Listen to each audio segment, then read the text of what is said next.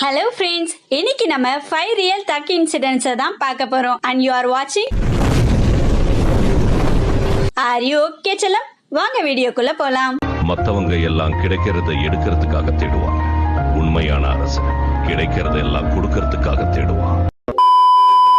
இந்த வீடியோக்கான கொஸ்டின் என்னன்னா, உங்களுக்கு பிடிச்ச சூப்பர் ஹீரோ யாருன்னு கமெண்ட் செக்ஷன்ல சொல்லுங்க. எனக்கு ஹல்க ரொம்ப பிடிக்கும். இவர் பேர் தான் நடராஜன். என்னதான் ரீசெண்டா ஜாயின் பண்ணியிருந்தாலும் ஒரு எக்ஸ்பீரியன்ஸ் பவுலர் கிட்ட என்ன எதிர்பார்ப்போமோ அதே இவர்கிட்ட இருந்து எதிர்பார்க்க வச்சுட்டாரு. அதுக்கு அவரோட லாஸ்ட் ஐபிஎல் பர்ஃபார்மன்ஸ் தான் காரணம். ஐபிஎல் முடிஞ்ச உடனே ஆஸ்திரேலியா சீரீஸ்க்கு இந்தியா டீம் போறாங்க. அதுல வருண் சக்கரவர்த்திக்கு அடிபட்டு அவருக்கு பதிலா நடராஜனை செலக்ட் பண்றாங்க. அவரும் டெபியூட் சீரீஸ்லயே வேற லெவல்ல பர்ஃபார்மன்ஸ் பண்றாரு. அதே மாதிரி ஆஸ்திரேலியா அவங்களோட கபா கிரவுண்ட்ல லாஸ்ட் 32 இயர்ஸா ஒரு மேட்ச்ல கூட தோத்ததில்ல. அதே பீச்ல இந்தியாவோட வேற லெவல் பர்ஃபார்மன்ஸ்னால அந்த மேட்சை வின் பண்றாங்க. மேட்ச் வின் பண்ணது மட்டும் இல்லாம அந்த சீரீஸையும் வின் பண்றாங்க. இதெல்லாம் பார்த்த பிசிசிஐ ஆளுக்கு 5 கோடிய பிரைஸ் அமௌண்ட் அனௌன்ஸ் பண்றாங்க. மகேந்திரா குரூப்போட மேனேஜிங் டைரக்டர் ஆனந்த் மகேந்திரா அந்த சீரீஸ்ல ஆடின டெபியூட் பிளேயர்ஸ்க்கு எல்லாருக்கும் மகேந்திரா தார் காரை அவரோட காசுலயே வாங்கி தரேன்னு சொல்லிடுறாரு. அதே மாதிரி அந்த காரை எல்லா பிளேயர்ஸ்க்கும் வாங்கி தராரு. யாரா இருந்தாலும் டக்குன்னு பெரிய ஆள் ஆயிட்டா பழச மறந்துருவாங்க. ஆனா நடராஜன் அவரோட கஷ்ட காலத்துல ஹெல்ப் பண்ண கோச்சான ஜெயபிரகாஷ்க்கு அந்த கிஃப்ட தந்துடுறாரு. It's hard to breathe, but that's alright. Hush.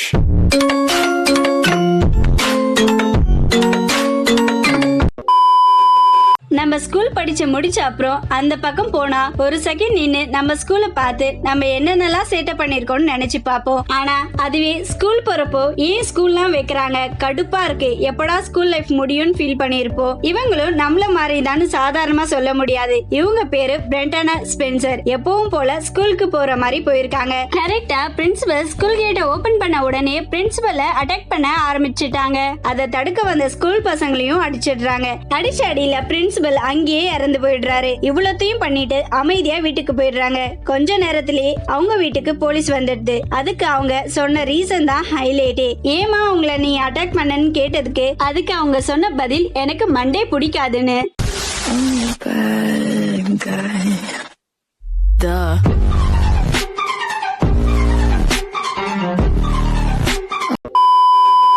இவர் பேர் நம்பி நாராயணன். நம்மளுக்கெல்லாம் இஸ்ரோன்னு சொன்னா ஏபிஜே அப்துல் கலாம் சார் தான் ஞாபகம் வரும். ஆனா இவரை பத்தி தெரியறது கொஞ்சம் கஷ்டம் தான். நம்பி நாராயணன் 1966ல இஸ்ரோல ஜாயின் பண்றாரு. அதுக்கப்புறம் 1969லயே இஸ்ரோவோட ஃபெலோஷிப்பை வாங்குறாரு. இவருக்கு லிக்விட் ப்ரொபல்லன்ட்ல இருந்த இன்ட்ரெஸ்ட்னால நாசாவே இவருக்கு ஒரு நல்ல ஆஃபரை ரிலீஸ் பண்றாங்க. ஆனா நம்ம ஆளு ஒர்க் பண்ணா நம்ம நாட்டுக்கு தான் ஒர்க் பண்ணுவேன்ட்டு அந்த ஆஃபரை ரிஜெக்ட் பண்ணிடுறாரு. ரிஜெக்ட் பண்ணிட்டு டைரக்டா இஸ்ரோக்கு வராரு. அது வரைக்கும் சாலிட் ப்ரொபல்லன்ட் மட்டும் யூஸ் பண்ணிட்டு இருந்த இந்தியால லிக்விட் ப்ரொபல்லன்ட் லான்ச் பண்றாரு. அதே மாதிரி லிக்விட் ப்ரொபல்லன்ட்ல நிறையவே ரிசர்ச் பண்றாரு. கரெக்டா 1992ல இந்தியா ரஷ்யா கிட்ட இருந்து 2 கிரையோஜெனிக் இன்ஜினை வாங்க 235 கோடிக்கு இந்தியா அக்ரிமெண்ட் சைன் பண்றாங்க.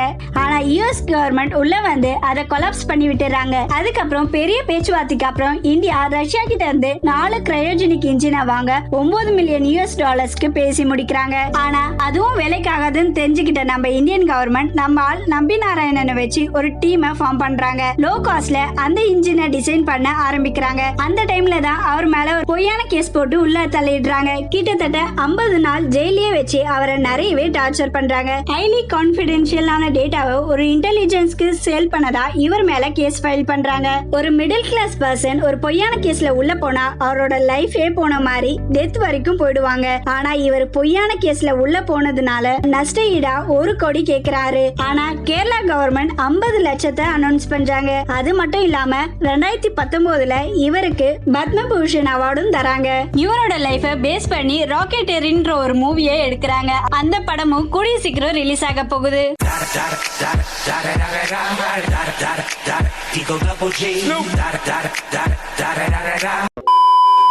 போலீஸ்னு சொன்னாலே படத்துல சொல்ற மாதிரி ஐயோ அவங்களா பயங்கரமானவங்களாச்சின்னு தோணும். கனடால இருக்க ஒருத்தருக்கு ஒரு பெரிய கம்பெனில இருந்து இன்டர்வியூ வந்திருக்கு. இன்டர்வியூ லெட்டரை பார்த்த உடனே வேலையே கிடைச்ச மாதிரி ரொம்பவே சந்தோஷப்படுறாரு. ஆனா அந்த இன்டர்வியூக்கு கோட் ஷூட்லாம் மஸ்ட்னு போட்டிருக்கு. அதை பார்த்த உடனே ரொம்பவே ஃபீல் பண்றாரு. சரி ஒரு நாளைக்கு ரெண்டுக்கு எடுக்கலான்னு பார்த்தா அதுக்கு கூட அவர்கிட்ட காசு இருக்க மாட்டேங்குது. கடைசியில வேற வழியே இல்லாம ஒரு கடையில போயிட்டு திருடுறாரு. அங்க இருக்க சிசிடிவி கேமரால மாட்டிக்கிறாரு. அங்க ஒரு போலீஸும் வந்திருக்காரு. நம்ம ஊர் போலீஸா இருந்தா எதுவுமே கேட்காம ஜெயில போட்டிருப்பாங்க. அங்க வந்த கான்ஸ்டபிள் ஜெயநேசன் என்ன பண்ணிருக்காருன்னா அவரோட சிச்சுவேஷனை புரிஞ்சுக்கிட்டு அவர் அந்த கேஸ்ல இருந்து வெளியில கொண்டு வந்தது மட்டும் இல்லாம இன்டர்வியூக்கு தேவையான எல்லா திங்ஸையும் வாங்கி தராரு.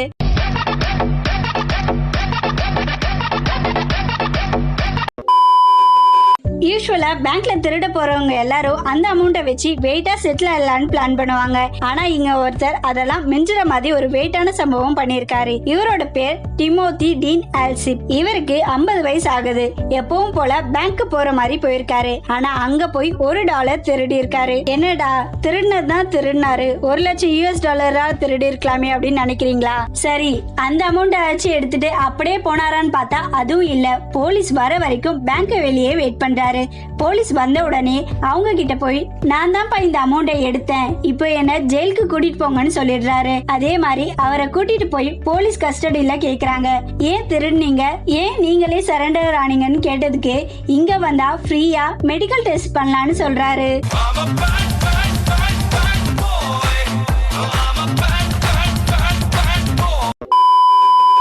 போன வீடியோல உங்களுக்கு பிடிச்ச கேம் என்னன்னு கேட்டிருந்தோம். அதுல PUBG 22%, free fire 59%, God of War 4%, SmackDown 6%, others 8% comment பண்ணிருக்கீங்க.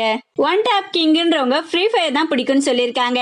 கோகுல்ன்றவங்க ஃப்ரீ ஃபயர் தான் சொல்லியிருக்காங்க. கரேஷ் ஷானுன்றவங்க ஆல்வேஸ் கால் ஆஃப் டியூட்டி தான்க்கா, அதுதான் என்னோட பெஸ்ட் மூமெண்ட் இன் மை லைஃப்னு சொல்லியிருக்காங்க. முத்துராமர்ன்றவங்க PUBG தான் சொல்லியிருக்காங்க. ஷார்ப் தினேஷ் குமார்ன்றவங்க PUBG தான் மாசுன்னு சொல்லியிருக்காங்க.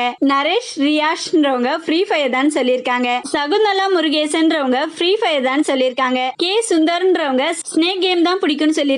தக் லைஃப் தமிழன்றவங்க PUBG தான் சொல்லியிருக்காங்க. எடிட்டர் தமிழன்டான்றவங்க ஃப்ரீ ஃபயர் வேற லெவல்னு சொல்லியிருக்காங்க. சாதிக்ன்றவங்க ஃப்ரீ ஃபயர் தான் சொல்லியிருக்காங்க. கன் ஃபைட் சம்பவம்ன்றவங்க ஃப்ரீ ஃபயர் தான் கெத்துன்னு சொல்லியிருக்காங்க. அமுத பிரியன்றவங்க PUBG தான் சொல்லியிருக்காங்க. ஒயிட் ஃபெதர்ன்றவங்க என்னோட ஃபேவரட் கேம் வந்து கிரிக்கெட்னு சொல்லியிருக்காங்க. ரிஷப் குமார்ன்றவங்க நோக்கியா போன்ல இருக்க ஸ்னேக் கேம் தான் பிடிக்கும்னு சொல்லியிருக்காங்க. எனக்கும் சின்ன வயசுல அது ஒரு ஃபேவரட் கேமா இருந்தது. பார்த்திபன் பிரசன்னான்றவங்க மொபைல் போன்னா ஃப்ரீ ஃபயர், இண்டோர் கேம்னா கேரம் போர்டு, அவுட்டோர் கேம்னா ஃபுட்பால்னு சொல்லியிருக்காங்க. சூப்பருங்க. இப்பெல்லாம் வெளியில போய் விளையாடுறது ரொம்பவே கம்மியாயிட்டு இருக்கு. நிறைய பேர் போன் கேம்ஸ் மட்டும் தான் சொல்லியிருக்காங்க. ரவி சர்குணம்ன்றவங்க ஃப்ரீ ஃபயர் தான் சொல்லியிருக்காங்க.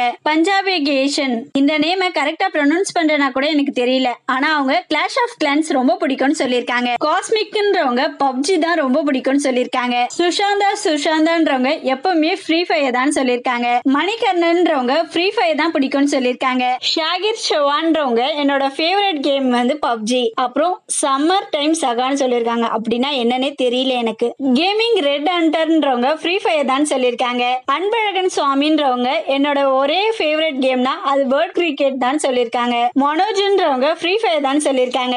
கேமிங் வித் தீபக்ன்றவங்க எனக்கு அமாங் அஸ் ரொம்ப பிடிக்கும்னு சொல்லியிருக்காங்க. தல அஜித் ஃபேன்ஸ்ன்றவங்க PUBG பிடிக்கும்னு சொல்லியிருக்காங்க. கேமிங் பென்டன்றவங்க ஃப்ரீ ஃபயர் தான் பிடிக்கும்னு சொல்லியிருக்காங்க. மல்லிக் அர்ஜுன்றவங்க PUBG தான் பிடிக்கும்னு சொல்லியிருக்காங்க.